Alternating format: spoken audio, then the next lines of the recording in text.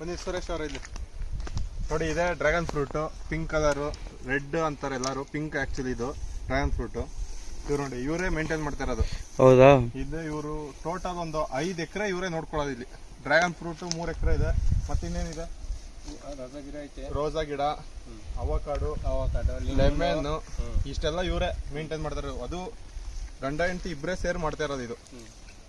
ಆಮೇಲೆ ನೆಕ್ಸ್ಟು ಏನಂದ್ರೆ, ಇದು ಶುಗರ್ ಪೇಷಂಟ್ಗೆಲ್ಲ ಒಳ್ಳೇದು. ಶುಗರ್ ಪೇಷಂಟ್ ಎಲ್ಲ ತಿಂದರೆ, BP ಇರೋರು ಎಲ್ಲರಿಗೂ ಒಳ್ಳೇದಿದು. ನೋಡಿ ಎಷ್ಟು ಚೆನ್ನಾಗಿದೆ ನೋಡಿ. ಇದು ಹೂವಾಗಿ ಬಾಡೋದಾಗ ಈ ತರ ಆಗೋದು. ಫಸ್ಟ್ ಹೂ ಬಿಡುತ್ತಿದ್ದು, ಆಮೇಲೆ ಈ ತರ ಹಣ್ಣು ಬರೋದು. ಬನ್ನಿ ಇಲ್ಲಿ ಹೂವು ತೋರಿಸ್ತೀನಿ ನೋಡಿ.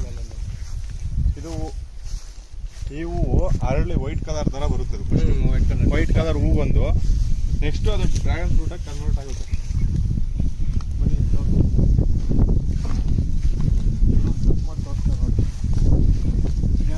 ಇವ್ರ ಸೈಜು ಜಾಸ್ತಿ ಬರಲ್ಲ, ಯಾಕೆಂದ್ರೆ ಕೆಮಿಕಲ್ ಹಾಕಲ್ಲ.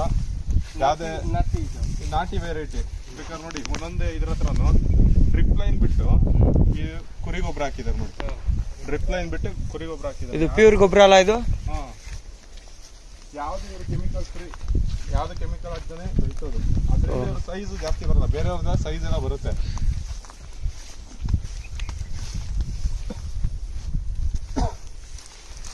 ಗ್ರೀನ್ ಇದೆಯಾ, ಎಷ್ಟೆಲ್ಲ ಹಣ್ಣಾಗುತ್ತಿದೆ ನೋಡಿ. ಇದು ಬೇಕಾದ್ರೆ ಹಣ್ಣು ಕಟ್ ಮಾಡಿ ತೋರಿಸ್ತಾರೆ.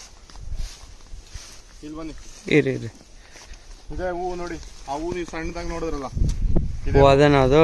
ಇದೇ ಹೂವು ದೊಡ್ಡದು, ಅದೇ ಹಣ್ಣಾಗೋದು. ನಿಮ್ಮ ಹೆಸರು ಹೇಳಿ.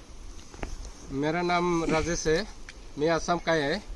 मैं इधर में तमिलनाडु में अभी 3 साल हो गया और ड्रैगन फ्रूट में काम करके, ड्रैगन फ्रूट है, अवाकाडो है, लीमन है, वो फूल है, ರೋಸ್ ಎಲ್ಲ ಬೆಳೀತಾರೆ. ಇದು ಕೆಮಿಕಲ್ ಏನಾದ್ರು ಹಾಕ್ತೀರಾ? ಕೆಮಿಕಲ್ ಏನಿಲ್ಲ, ಖಾಲಿ ಗೊಬ್ಬರ ಹಾಕಿದೆ ಇಷ್ಟೇ.